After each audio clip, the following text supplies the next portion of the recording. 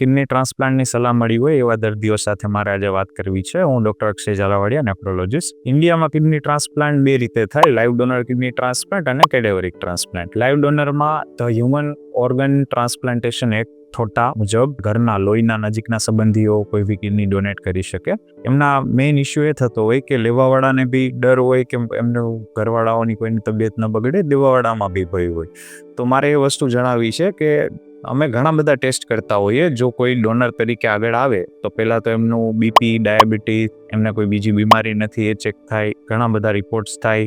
બીપીની એક કરતાં વધારે દવા ચાલતી હોય, ડાયાબિટીસ હોય, પથરી હોય કે બીજા કોઈ બી અંગો ખરાબ હોય, હૃદય, ફેફસા કંઈ બી નબળું આવે તો એમને એઝ અ ડોનર અમે ન લઈ શકીએ. અને જીવવા માટે એક સ્વસ્થ કિડની કાફી છે. ઘણા પેશન્ટોમાં 60-65 વર્ષની ઉંમરે બીજા કારણસર સોનોગ્રાફી કરાવીએ ત્યારે બી ખબર પડતી હોય કે એક કિડની છે એમ જન્મજાત. તો એ બહુ કોમન છે. એક કિડની જો સ્વસ્થ જીવન હોય તો પછી એક કિડનીથી જીવન નીકળી જાય.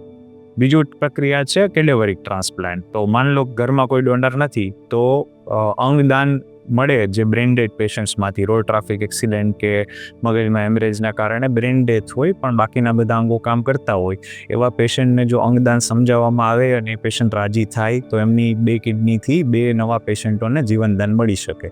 ઇન્ડિયામાં જનરલી હજી કેડેવરિક ટ્રાન્સપ્લાન્ટ અને અંગદાન પ્રત્યે એટલી જાગૃતિ નથી.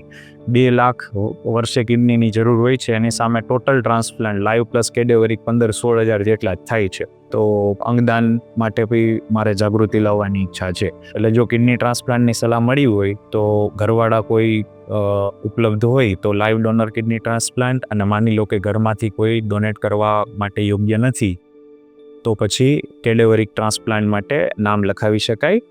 અને એ સરકારી અને પ્રાઇવેટ હોસ્પિટલ કોઈ બી એક હોસ્પિટલ ખાતે તમે નામ લખાવી શકો, કેમ કે સ્ટેટ વાઇઝ એક જ લિસ્ટ હોય છે. આભાર. Thank you.